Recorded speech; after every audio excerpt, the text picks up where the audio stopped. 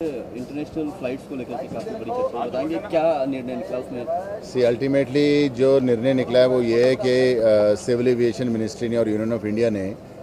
एक affidavit present किया है कोर्ट में, जिसके हिसाब से इंडिगो को सारी परमिशंस और अप्रूवल्स मिल चुकी हैं to fly from Chandigarh international airport. तो उनका सेक्टर बनेगा, हैदराबाद से फ़्लाइट चलेगी चंडीगढ़ के लिए, चंडीगढ़ से दुबई जाएगी। तो एटलीस्ट चंडीगढ़ और दुबई का जो कनेक्शन है वो डायरेक्ट हो जाएगा इस पूरी सिचुएशन में। और जहाँ तक एयर इंडिया का सवाल है, उनको भी मोर और लेस सारी परमिशंस मिल चुकी हैं। और एयर इंडिया का जहाँ तक ताल्लुक है वो कॉम्बो फ्लाइट्स का है, यानी कि जो फ़्लाइट्स हैं वो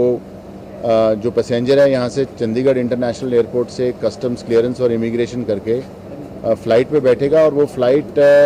हॉपिंग फ़्लाइट होगी, जैसे कि वो फ़्लाइट दिल्ली इंटरनेशनल एयरपोर्ट से आगे जाएगी या फिर वो मुंबई इंटरनेशनल एयरपोर्ट से आगे जाएगी। तो ये सारी जब मुद्दा कोर्ट के आगे आया और ये एफिडेविट रखा गया, तो एक रिक्वेस्ट करी गई थी कोर्ट को कि इनकी बोनाफाइडीज टेस्ट करने के लिए एयरलाइंस को कहा जाए कि उनका टाइम टेबल जो है वो कोर्ट के सामने पेश किया जाए, so that we know exactly when are they going to fly, what are the dates, and public should also know when are the operation starting. क्योंकि देखिए, एक फ़्लाइट ऑपरेशन शुरू हो और पब्लिक को मालूम ही ना हो कि वो कब फ्लाई करेंगे, क्या उसकी टाइमिंग रहेंगी। और उसके अलावा जो एक बहुत इंपॉर्टेंट डेवलपमेंट है वो ये है कि चंडीगढ़ इंटरनेशनल एयरपोर्ट से 7 फ्लाइट ऑपरेटर्स हैं जो डोमेस्टिक फ्लाई करते हैं। तो उनका एक्सप्रेशन ऑफ इंटरेस्ट क्या है कि अगर वो चंडीगढ़ से डोमेस्टिक फ़्लाइट्स कर रहे हैं, और कई फ़्लाइट्स जो हैं वो 2-2, 2.5 घंटे की भी हैं, जैसे चंडीगढ़ मुंबई की फ़्लाइट है, तो उनको बुलाया गया है कोर्ट में और उनको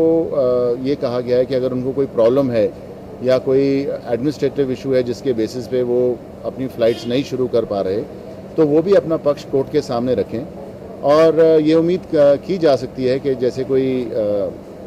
प्राइवेट ऑपरेटर है जो चंडीगढ़ से डोमेस्टिक फ़्लाइट्स ऑपरेट करता है, तो हो सकता है कि वो भी कुछ लोग इंटरेस्टेड हों, कोई प्राइवेट प्लेयर्स इंटरेस्टेड हों ये कहने के लिए कि देखिए साहब, हम चंडीगढ़ से डायरेक्टली किसी भी इंटरनेशनल डेस्टिनेशन पे जाने के लिए तैयार हैं। पुनीत जी, एक और बात कोर्ट ने कितनी भी की कि लगता है कि एविएशन मिनिस्ट्री नहीं चाहती कि चंडीगढ़ से फ्लाइट चले, तो ऐसे में देखिए,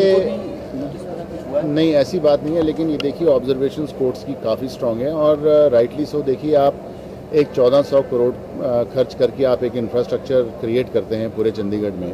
और एक इंटरनेशनल और एयरपोर्ट की आप स्थापना करते हैं, और एक एयरपोर्ट जो ऑलरेडी फुल्ली फंक्शनल था, रेनोवेटेड था, जिस पे अलग से काफ़ी पैसा लगाया गया। तो ऑब्वियसली कोर्ट्स का एंगुश है, और बिल्कुल राइटली है, टू